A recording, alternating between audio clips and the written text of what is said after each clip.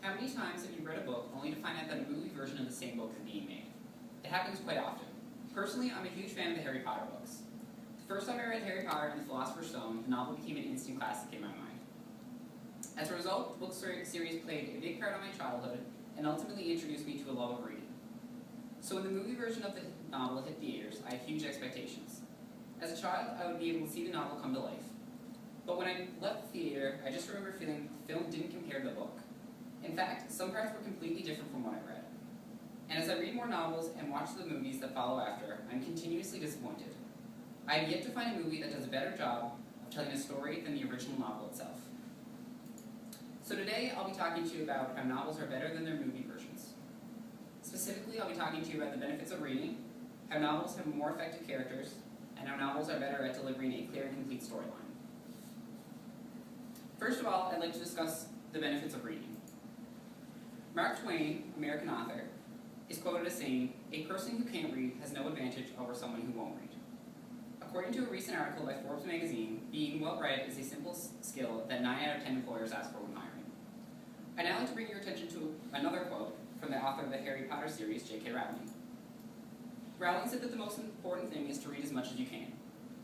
Like I did. It will give you an understanding of what makes good writing and will enlarge your vocabulary. Reading is shown to improve grammar and punctuation, as well as the ability to concentrate and focus. Additionally, when we read, we are able to be imaginative. Reading stimulates the creative elements in the minds of the audience, whereby you have the freedom to picture the appearance of characters, settings, and scenes based on the words of the author alone. A novel gives you more room to explore your imagination, whereas in a movie, you have to respond to what you see. Secondly, characters are the backbone of a story and are crucial for creating plot and themes within the piece. Compared to films, novels do a much better job at creating effective characters. Here we can get an inside look at the characters where we are able to see their thoughts and get a better understanding of who they are. In a movie, we are often meant to view the characters through their actions, which can cause some misunderstandings, as characters' actions may not always be the direct motive of that character. Also, in a movie, we have to rely on the actors to carry the story, meaning that a bad casting decision can ruin the whole piece.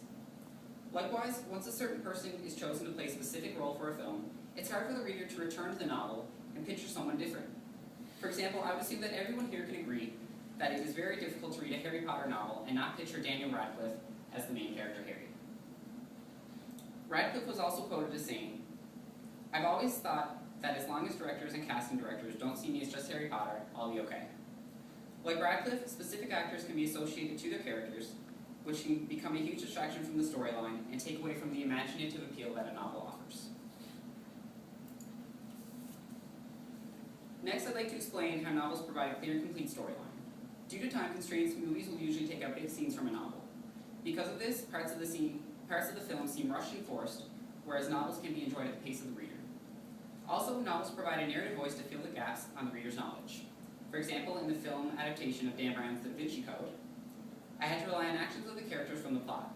As a result, certain parts of the film were left confusing. Similarly, extra scenes may be added to a film to add action and excitement. However, they can also take away from the clarity of the storyline. For example, in Harry Potter and the Goblet of Fire, as shown here, there is a specific scene where Harry has an encounter with a dragon. Here, we see a chase scene between Harry and the dragon that lasts around 7 minutes of screen time. I'll admit that this scene is visually captivating, but it never occurred within the novel. It didn't add anything to the story, and because this lengthy scene was included, we actually lost out on scenes that were included within the novel. In the end, movies are constantly compromising depth and development for visual appeal and action. No matter the order you experience them in, the novel version of a piece is almost always better and should at least be experienced by those that are interested.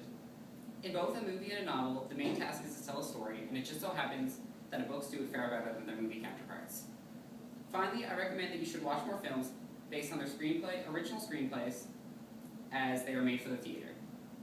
People should make their own opinions of a film based on its written origin and make and read as much as possible.